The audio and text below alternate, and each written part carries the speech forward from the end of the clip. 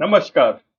ये डेटा क्या कहता है कि एक नए एपिसोड में आप सब लोगों का स्वागत है। मैं हूं अजय प्रकाश। हमारी राजनीति जिस निम्न स्तर पर पहुंच चुकी है, उसका एक नजारा हमारी संसद के बाहर देखने को मिल गया। मेरा हमेशा मानना है कि हम जिस तरफ जा रहे हैं, उससे हमारी संसद एक लड़ाई झगड़े बाहुबलियों का एक अखाड़ा बन गई है। वहां पर लठबाजी हुई। कथित रूप से बीजेपी के सांसद घायल हुए, लेकिन उनकी जो चोट थी वो किसी ने देखी नहीं। राहुल गांधी पर एफआईआर हो गया और तरह तरह के आरोप और प्रत्यारोप लगते जा रहे हैं। ये सब शुरू हुआ था जब अमित शाह ने संसद में अंबेडकर जी की बेइज्जती कर दी थी। इस विवाद में उसके बाद मोदी जी भी कूद गए, उन्होंने अमित शाह की तरफदारी ले ली। उसके बाद ये सब बवाल शुरू हो गया। हमारा मीडिया और सोशल मीडिया 2-3 दिन से इसी चर्चा पर केंद्रित है।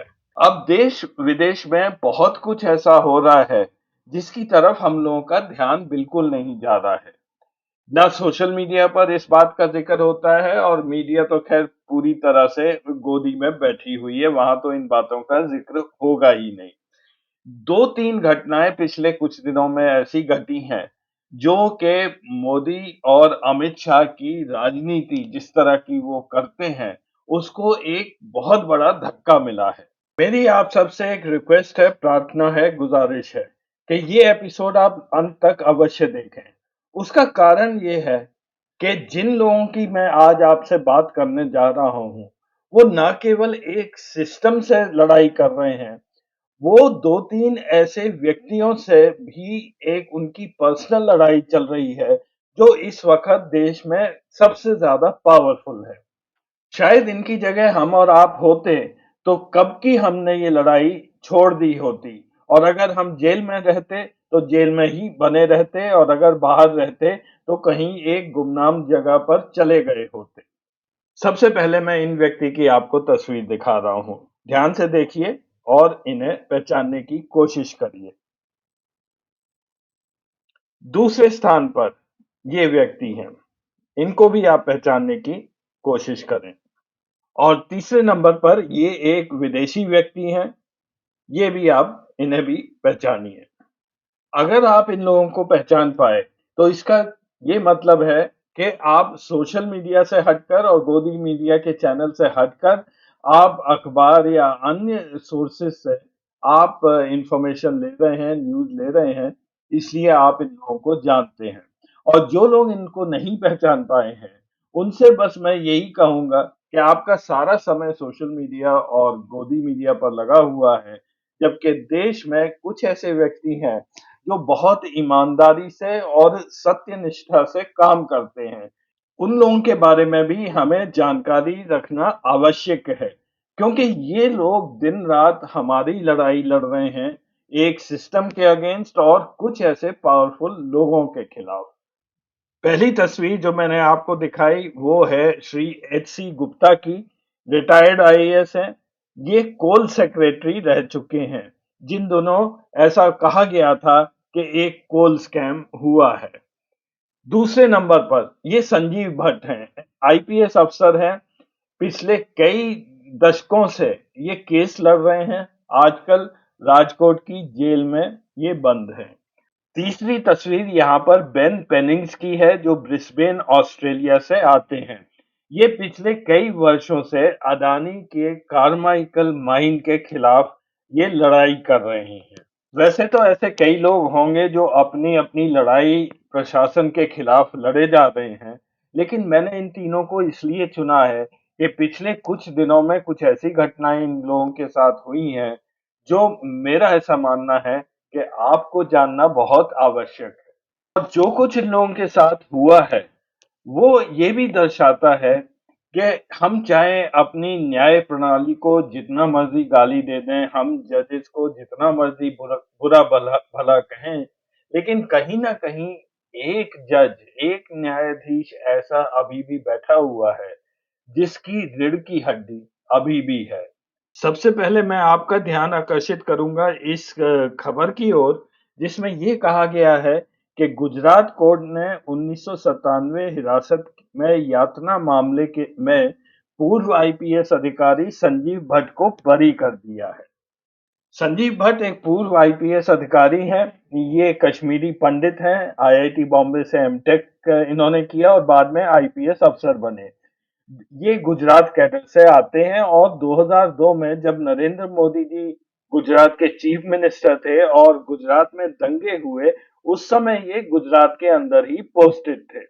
संजीव भट्ट ने अमित शाह और मोदी जी के खिलाफ काफी ऐसे मामले दर्ज किए थे, गवाही दी थी, जिससे अमित शाह को वहां से गुजरात से निकाल दिया गया था, तड़ी पार कर दिया गया था। इनका ऐसा क्लेम था कि ये उस मीटिंग में ये वहां पर प्रेजेंट थे जिसमें नरेंद्र मोदी जी ने टॉप पुलिस अधिकारियों को ये कहा था कि हिंदुओं को अपना वो गुस्सा निकालने दें मुस्लिम्स के खिलाफ। 2015 में संजीव भट्ट को आईपीएस के पद से हटा दिया गया, ये कहकर कि इनकी अनऑथराइज्ड एब्सेंस है, ये बगैर पूछे हुए नौकरी से गायब है। उसके बाद फिर इनके ऊपर काफी सारे केसेस लगे और ये फिर बाद में बोला गया कि ये 2002 में जो ऑपोजिशन था उस समय, यानी कि कांग्रेस के साथ ये मिले हुए थे, काफी एनजीओज के साथ मिले हुए थे और इस वजह से वो पॉलिटिशियंस पर और जुडिशरी पर एक प्रेशर क्रिएट कर रहे थे। तो इसके बाद इनको दो केसेस में सजा भी सुनाई गई। पहला केस जिसमें इन्हें सजा सुनाई गई थी जून 2019 में, वो था कस्टोडियल डेथ का। इनके ऊपर ये आरोप लगाया गया कि इन्होंने कस्टडी में प्रभुदास वैश्वनानी नाम के एक व्यक्ति का मर्डर किया है 6 अन्य पुलिस वालों की मदद से। और दूसरा केस है, ऐसा कहा जाता है 1996 में जब ये एसपी थे बनसकंठा के, तब इन्होंने एक व्यक्ति के यहाँ जो लॉयर था उसके यहाँ ड्रग्स रखती थी और उसको फॉल्सली इम्प्लीकेट करने की कोशिश की थी। मार्च 2024 में इन्हें सजा सुनाई गई जिसमें इन्हें 20 वर्ष का कारावास की सजा दी गई, 20 इयर्स इम्प्रिजनमेंट। 7 दिसंबर को गुजरात पोरबंदर के एक सेशंस कोर्ट ने संजीव भट्ट को 1997 के कस्टोडियल टॉर्चर केस में इनको बरी कर दिया। जज ने ये कहा कि प्रोसिक्यूशन यानी कि सरकार अपने केस को प्रूव नहीं कर पाई। इस केस और इस जजमेंट के बारे में आप इंटरनेट पर पढ़ सकते हैं। केस बहुत सिंपल था। 1997 में कुछ लोग पकड़े गए थे गुजरात में आरडीएक्स के साथ। उन पर देशद्रोह का मुकदमा चलाया गया।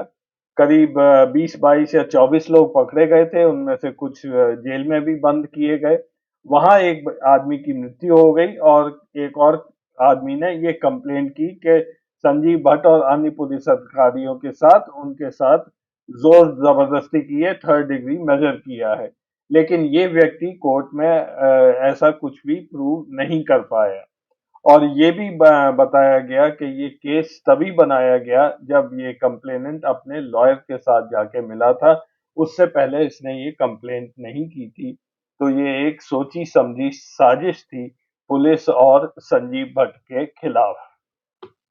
अगर आप ट्विटर पर जाएंगे तो संजीव भट्ट का जो ट्विटर का हैंडल है या एक्स का हैंडल है, वो आजकल उनकी पत्नी चला रही हैं और उनके बच्चे चलाते हैं। उस पर आप देखेंगे एक ट्वीट है आज जो आकाशी संजीव भट्ट ने लिखा है। ये संजीव भट्ट की डॉटर है। इंसिडेंटली आज ही के दिन दिसंबर 21 के दिन संजीव भट्ट की बर्थडे भी है। उनकी 61st बर्थडे है आज और उनकी लड़की ने एक बहुत ही इमोशनल ट्वीट यहाँ पर किया हुआ है। मैंने उसका कुछ पार्ट यहाँ पर आपको दिखा रहा हूँ, लेकिन आप जाके ट्विटर पर इस बारे में देख सकते हैं। उसने भी ये मेंशन किया है कि दिसंबर 7, 2024 को ये सेशन कोर्ट ने हमारे पिताजी को एक्विट कर दिया, लेकिन लड़ाई अभी काफी बाकी है। लेकिन एक ये छोटी विक्ट्री है, एक शुरुआत है और उन्हें ये विश्वास है कि बाद में अंत में ये उनके पिताजी को न्याय अवश्य मिलेगा। लड़ाई अभी बाकी इसलिए है कि संजीव भट्ट का अभी दूसरा केस अभी चल रहा है जिसमें उन्हें आजीवन कारावास की सजा दी गई थी। अब चलिए चलते हैं दूसरे केस पर। श्री एच.सी. गुप्ता रिटायर्ड आईएएस, ये कोल सेक्रेटरी रह चुके थे 2012 के आसपास, और इन पर आरोप ये था कि इन्होंने गलत तरह से कोल ब्लॉक्स अलोकेट किए थे, जबकि उन ब्लॉक्स को ऑक्शन करना चाहिए था। और ये सारे आरोप लगाए थे हमारे उस समय के सीएजी विनोद राय। अच्छी तरह हम इन्हें जानते हैं। 2G स्पेक्ट्रम के बारे में इन्होंने कुछ कहा जो बाद में गलत साबित हुआ। कोल अलोकेशन के बारे में इन्होंने जो भी कहा वो भी बाद में गलत साबित हुआ। दोनों बड़े करप्शन केसेस जो यूपीए के खिलाफ विनोद राय ने लगाए थे वो झूठे साबित हुए हैं कोर्ट के अंदर।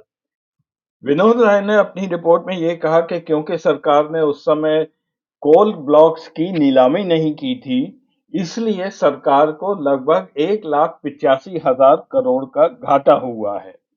ये बात जब पार्लियामेंट में आई 2012 में, तो भारत के प्रधानमंत्री उस समय मनमोहन सिंह, उन्होंने एक स्टेटमेंट पढ़ा और उन्होंने सीएजी की सारी रिपोर्ट्स का खंडन किया। अब आज ये पता चलता है कि किस तरह से विनोद राय ने जो इश्यूज कभी थे नहीं उनको एक बहुत बड़ा इश्यू बना के बीजेपी के हाथ में एक हैंडल दे दिया, जिससे वो यूपीए सरकार पर निरंतर वार करते रहे। और इस रिपोर्ट को भी जरा ध्यान से देख लीजिए। ये अक्टूबर 11 2023 की है। रिपोर्टर्स कलेक्टिव में ये आर्टिकल छपा है। अगर कोल ब्लॉक्स की नीलामी या ऑक्शन इतना आसान होता तो मोदी सरकार ने क्यों नहीं किया? 8-9 साल तक मोदी सरकार कोशिश करती रही है कि कोल ब्लॉक्स नीलाम हो जाए, लेकिन वो इस मामले में नाकामयाब रही। और फिर उन्होंने सुप्रीम कोर्ट को अप्रोच किया है कि हमें ये इजाजत दी जाए कि हम कोल ब्लॉक्स को वापस अलोकेट करें। और अब आजकल कोल ब्लॉक्स अलोकेट हो रहे हैं। और इस हरकत की वजह से, मोदी सरकार की वजह से, देश में कोयले की इतनी कमी हो गई, जिसकी वजह से अदानी जी को इंपोर्ट परमिट मिला और वो अनाप शनाप दाम पर देश में कोयला बेचने लगे। तथाकथित कोल स्कैम के जब जब केस गया कोर्ट में, उसके बाद एच.सी. गुप्ता जी को 3 साल के इम्प्रिजनमेंट की सजा सुनाई गई थी। एच.सी. गुप्ता से ज्यादा ईमानदार, निष्ठावान और सीधा साधा शायद ही कोई आईएएस अफसर रहा हो, ऐसा उनके साथ में काम करने वाले सभी आईएएस ऑफिसर्स बोलते हैं। अनिल स्वरूप जो एच.सी. गुप्ता के बाद कोल सेक्रेटरी बने और भारत के एजुकेशन सेक्रेटरी भी रहे हैं, उन्होंने पिछले 2-3 वर्ष में काफी इंटरव्यूज दिए हैं एच.सी. गुप्ता जी के बारे में और कोल स्कैम के बारे में। यूट्यूब पर है, आप देख लीजिएगा। यहाँ तक कि ये भी कहा जाता है कि एच.सी. गुप्ता जी के पास इतना पैसा भी नहीं था कि वो अपना केस अदालत में लड़ पाए। इसलिए एक बार उन्होंने शायद ये भी कहा था कि मैं जाके अब कोर्ट में मान लेता हूँ कि मैं गिल्टी हूँ, क्योंकि मेरे पास तो पैसे नहीं है ये केस लड़ने के लिए। कुछ दिन पहले दिसंबर 11 को सीबीआई के एक स्पेशल कोर्ट ने एच.सी. गुप्ता और 5 अन्य लोगों को कोल स्कैम के केस से बरी कर दिया है। एक तरह से सीबीआई को फटकार लगाते हुए कहा है कि कोई भी मिस रिप्रेजेंटेशन ऑफ फैक्ट्स नहीं था इस केस में, ना ही प्रोसिक्यूशन ने कोई कॉन्स्पिरेसी इस बात में वो प्रूव कर पाए हैं। 2010, 11, 12 में जब देश में एक ऐसा माहौल बन गया था कि यूपीए बहुत ही भ्रष्ट सरकार है, उस समय एच.सी. गुप्ता जी को फंसाया गया। उस समय ये खबरें पूरे अखबार के फ्रंट पेज पर आती थी, न्यूज पर आती थी, इस पर दिन रात चर्चा होती थी। लेकिन जब एच.सी. गुप्ता जी को बरी किया गया है, तो आप ये साइज देख लीजिए, अखबारों ने इनको कितनी स्पेस दी है। यहाँ तो मैं इसको एक्सपैंड करके दिखा रहा हूँ, एक छोटे से कॉलम में ये बात छापी गई है। अब अंत में आते हैं बेन पेनिंग्स के बारे में, जो अपनी लड़ाई लड़ रहे हैं मोदी जी के खास दोस्त अदानी जी के अगेंस्ट। पहले एक छोटा सा क्लिप बेन पेनिंग्स का देख लीजिए, जो दिसंबर 6 को रिकॉर्ड किया गया था। I've come out of court a very, very happy man. So the case against me is not over completely, but a vast majority of the allegations against me have been struck out by the Supreme Court today. I'm extraordinarily relieved after 4.5 years of drama and litigation that the judge has, thrown out a number of allegations. I've been up since 2:30 this morning, dry retching, guts going. It's a horrible process to go through.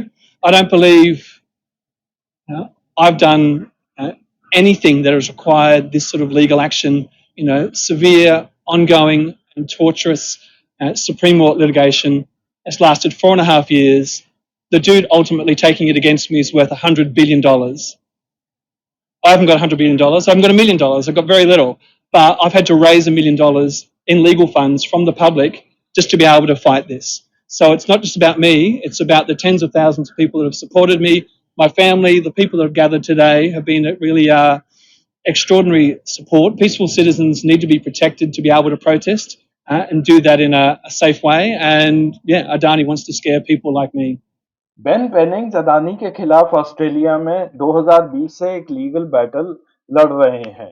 वहां की Carmichael mine जो अदानी जी ने खरीदी थी, ये उसके खिलाफ है, क्योंकि ऐसा इनका मानना है कि वहां पे गैलीली बेसन जो है उसको कोल माइनिंग और गैस एक्सट्रैक्शन से प्रोटेक्ट करना चाहिए, क्योंकि वहां की एनवायरनमेंट को बहुत बड़ा खतरा है। इस केस की हिस्ट्री आपको मिल जाएगी benpennings.com, अदानी वर्सेस पेनिंग। ये पूरी केस हिस्ट्री वहां पर है कि किस तरह से बेन पेनिंग के खिलाफ अदानी ने सारे हथकंडे अपना लिए, यहां तक कि उनकी वाइफ और बच्चों का भी उन्होंने पीछा करना शुरू कर दिया हायर्ड एजेंट्स के थ्रू, और उनके घर के अंदर घुस के तलाशी लेने की भी कोशिश की। पिछले 4.5 साल से बेन पेनिंग्स अदानी के खिलाफ लड़ रहे हैं। इस केस की भी डिटेल आपको इंटरनेट पर मिल जाएंगी। तरह तरह के आरोप अदानी ने पेनिंग्स के खिलाफ लड़ाए थे। बेन पेनिंग्स के पास कोर्ट में लड़ने के लिए पैसे नहीं थे। उन्होंने क्राउड फंडिंग से करीब $1 मिलियन इकट्ठे किए और वो ये केस लड़ते रहे। 6 दिसंबर को एक इंटरिम रूलिंग आई है, जिसमें कई सारे एलिगेशन जो अदानी ने पेनिंग्स के खिलाफ लगाए थे वो जज ने ड्रॉप कर दिए हैं। फरवरी में इसका ट्रायल शुरू होगा। छोटी ही सही, लेकिन ये एक जीत है अदानी के खिलाफ एक व्यक्ति की जो अकेला लड़ रहा है। पेनिंग्स की इस जीत पर महुआ मोइत्रा ने एक ट्वीट की और उन्होंने ये कहा कि अदानी की ये आदत है, चाहे वो ऑस्ट्रेलिया हो, कीनिया हो या भारत हो, मीडिया को पैसे देते हैं, लोगों का पीछा करते हैं, डराते और धमकाते हैं, जैसे कि उन्होंने मेरे दोस्त के पिताजी के साथ किया। मेरे दोस्त को वो अहमदाबाद लेके गए, एक गलत एफिडेविट पर साइन कराए और बाकी काम उनके जो हेंचमैन हैं, उनको फॉलो करने वाले, वो लोकसभा और सीबीआई में करते जा रहे हैं। आज के एपिसोड के अंत में बस मैं यही कहूंगा कि ऐसे लोग एच.सी. गुप्ता, संजीव भट्ट या बेन पेनिंग्स, ये अपनी व्यक्तिगत लड़ाई लड़ रहे हैं मोदी, अमित शाह और अदानी जैसे महा पावरफुल लोगों के साथ। ये बहुत आसान काम नहीं है, बहुत मुश्किल है, इसमें पैसे भी खर्च होते हैं। आप इन लोगों का समर्थन करिए, आप इन लोगों के बारे में जानिए, इनके बारे में पढ़िए। जैसा मैंने शुरू में कहा, मैंने केवल 3 लोगों की बात की है, बहुत सारे और भी लोग हैं। अगर आपकी नज़र में कोई हो तो मेरे को बताइए, उन पर भी हम एपिसोड करेंगे।